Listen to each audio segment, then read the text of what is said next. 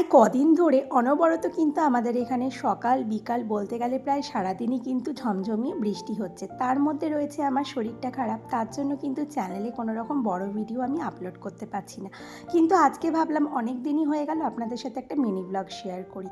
আর এই মিনি ব্লগটা কিন্তু আমি বিকালবেলা থেকেই শুরু করেছিলাম। কর্তামশাই অফিস থেকে আসার সময় বলেছিল যে একটু চিকেন নিয়ে আসবো, রাত্রেবেলায় রুটি দিয়ে খাবো। তার জন্য কিন্তু হাতে করে নিয়ে চলে এসেছিল চিকেন, আর সেই চিকেনটাই কিন্তু আমি একেবারে ধুয়ে কুটে সুন্দর করে ম্যারিনেট করে রেখেছিলাম। তারপর কিন্তু বসিয়ে দিলাম আর খুব সুন্দর করে কিন্তু চিকেনের একটা রেসিপি বানিয়ে নিলাম। এই চিকেনের ট্যালট্যালে ঝোলটা কিন্তু আমার মাম্মাম, আমার কর্তামশাই, আমরা তিনজনই কিন্তু খেতে প্রচণ্ড ভালোবাসি। যাই হোক, আর দেখতে দেখতে কিন্তু এখানে আমার চিকেন কষা কিন্তু রেডিও হয়ে গেছে। আজকে চিকেনে একটুখানি আলু কেটে দিয়েছিলাম, তার কারণ মাম্মাম কিন্তু চিকেনের ঝোলের এই আলুটা খেতে প্রচণ্ড পছন্দ করে। তারপর বিকালবেলা একটুখানি পেয়ারা কেটে নিয়ে বসছিলাম, যেহেতু শরীরটা ভালো না, মুখে স্বাদ নেই। তারপর আজকে না বিকালবেলায় পুজো দিয়েছি স্নান করে। সকাল থেকে শরীরটা ভালো ছিল না, হয়েছিল হালকা জ্বর, তার জন্য কিন্তু বিকালবেলায় পুজো দিয়েছিলাম স্নান টান করে। আর এখানে কিন্তু পুজো দিতে বসেই পড়েছি।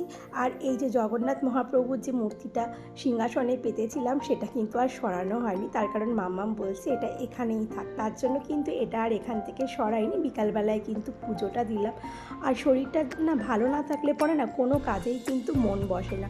যেরকম শরীরটা খারাপ, তার সাথে কাশি জ্বর সমস্ত কিছু কিন্তু একসাথে আমি বাঁধিয়েছি। আমাদের এই ইউটিউব চ্যানেলটির বয়স কিন্তু খুব বেশি না হলেও কিন্তু সামান্য দিনই হয়েছে, কিন্তু আমাদের এই ছোট্ট চ্যানেলেও কিন্তু স্ট্রাইক পড়েছে। পরপর কিন্তু দুখানা ভিডিও আমার ইউটিউবের তরফ থেকে ডিলিট করে দেওয়া হয়েছে। আপনারা যারা নতুন কন্টেন্ট ক্রিয়েটার আছেন অবশ্যই কিন্তু কন্টেন্টের ওপর খেয়াল করবেন, তার কারণ আমার কন্টেন্টে নিশ্চয়ই কিছু এরকম ছিল যার জন্য কিন্তু ইউটিউবের তরফ থেকে ডিলিট করে দেওয়া হয়েছে।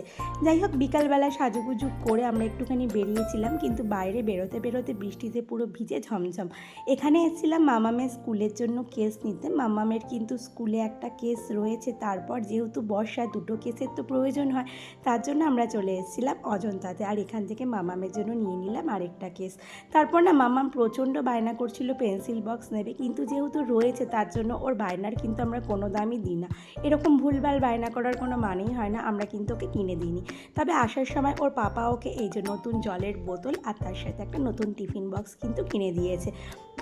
আর যেটা পেয়ে কিন্তু মামাম বেজায় খুশি, যেহেতু মামামের একটা বছর ধরে একই টিফিন বক্স জলের বোতল নিয়ে যাচ্ছে। আর আগের টিফিন বক্সটা অনেকটাই ছোট ছিল, এখন ও একটু বড় হয়েছে, তার জন্য একটু বড় শক্তপোক্ত দেখে কিন্তু টিফিন বক্স নেওয়া হয়েছে। আর এই টিফিন বক্সটা কিন্তু একেবারে মাইক্রোওভেন প্রুফ ছিল, মিল্টনের, খুব ভালো কোয়ালিটি। যাই হোক, এই ছোট্ট মিনি ব্লগটা আপনাদের কেমন লাগলো জানাবেন, ভালো লাগলে লাইক সাবস্ক্রাইব করে পাশে থাকবেন।